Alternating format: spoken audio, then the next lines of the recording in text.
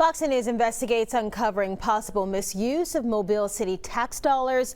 Was a city garage employee falsifying time cards, saying he was at work when he was really working a second job? Our investigative reporter Katie Weiss has been working the story for the last 3 months. She joins us now with what she found out.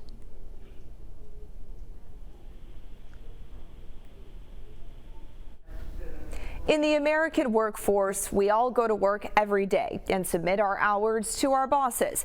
But we found there's one case in the city of Mobile where those hours may have been skewed. We've learned an initial investigation was concluded a few months ago, but it has since been reopened. So Fox News Investigates set out to get to the bottom of it.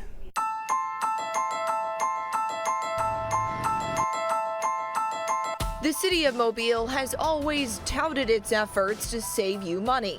In 2014, Mayor Sandy Stimson recognized city garage employees as part of his Pay It Forward bonus program. Garage employees built a cost-efficient trailer to haul barricades, which saved the city $6,000. Each employee was awarded a $250 bonus for their effort. But one of the employees honored may have developed a bonus program of his own. Kind of a running joke that Tyrone was kind of a master of being at 2 places at once, and we all wish we could figure out his secret. Several people are accusing city garage employee Tyrone Hawley of ripping off the city by falsifying his time cards. We've learned the city is investigating those allegations, and Hawley tells us he's been put on paid administrative leave. Hawley used to also work a second job for a shipping company, tying ships up to docks when they come into the port of Mobile. Time card records show Hawley may have been working that second job when he was punched in as working at the garage. A former co-worker at the shipping company who wanted to remain anonymous says it was no secret. He'd talk about how he would clock people in, or the whole crew in when he got to work, or he'd have somebody else on a different day be the one to clock everybody in that morning. I dug through 2 years of paper time cards kept at the city garage and 2 years of timesheets at the shipping company given to us by Hawley's former boss. We verified the accuracy of the timesheets from the second job through Harbor Master records, which confirmed the ships Hawley said he was working on were at port on the days listed on the sheets. Hawley's former boss also gave us copies of emails from Hawley's own wife, who sent time verifications to the shipping company.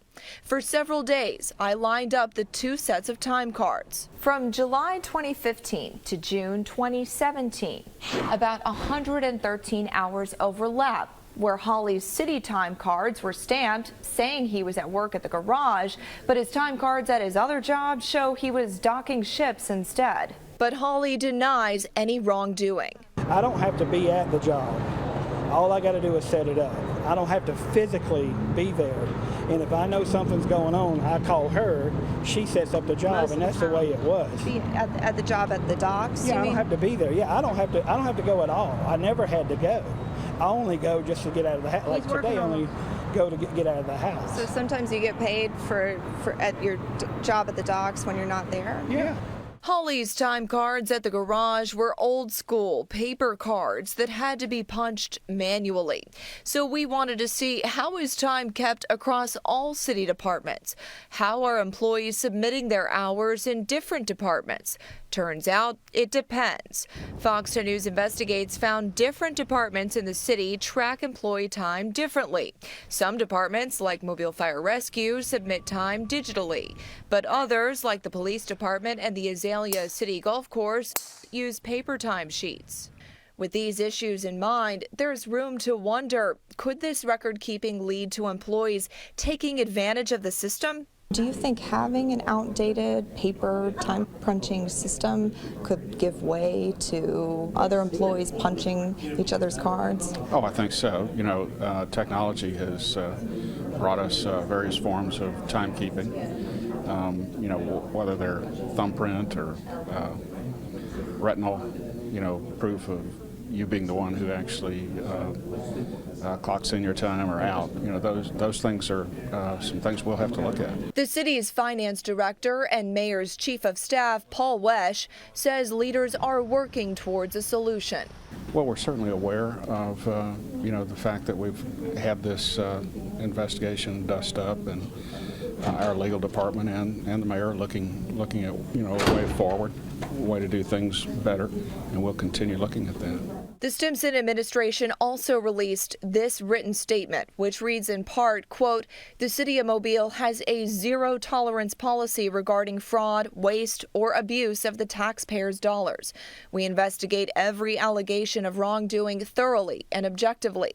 In this case, the city was made aware of the complaint regarding one of its employees and took immediate action. Following the completion of the internal investigation, the case will be turned over to the district attorney's office if the findings are criminal." According to sources, the allegations were first reported to the city's fraud hotline back in July, and a committee within the Public Services Department took to investigating its own employee.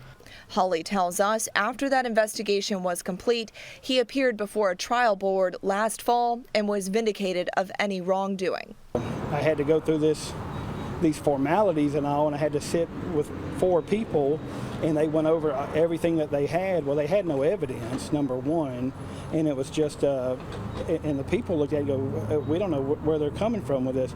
So apparently they're still persistent, you know, with this. I've been there 25 years. I'm a model employee. They've had no issues or no problems with me. You know, anybody can write on a piece of paper, I was here or I was there. But the city says, quote, officials found evidence of false testimony from that personnel hearing. Officials aren't saying who previously gave that false testimony.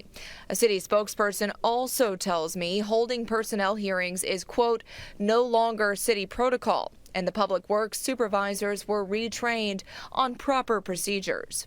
We're now learning the investigation has been reopened, according to sources by the city's chief municipal court administrator, Nathan Emery, who sources say has turned the case over to the district attorney's office.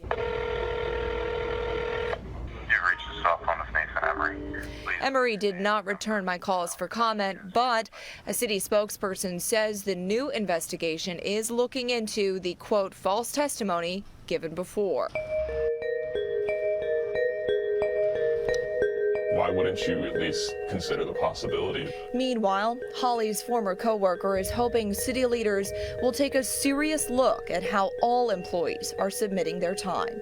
Yeah, it's bothersome to think that, I mean, I'm, you know, funding somebody's duplicitous shenanigans.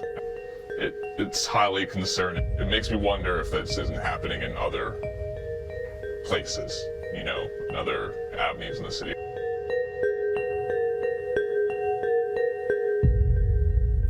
District Attorney Ashley Rich tells me she cannot comment about this case because it is an ongoing investigation. In the meantime, the city is beginning to make some timekeeping changes. A city spokesperson tells me that Public Works has purchased new software to enhance timekeeping within the department. We're also told the software was purchased in November, but no word on when it will go into effect. We'll, of course, keep you posted as this case moves forward.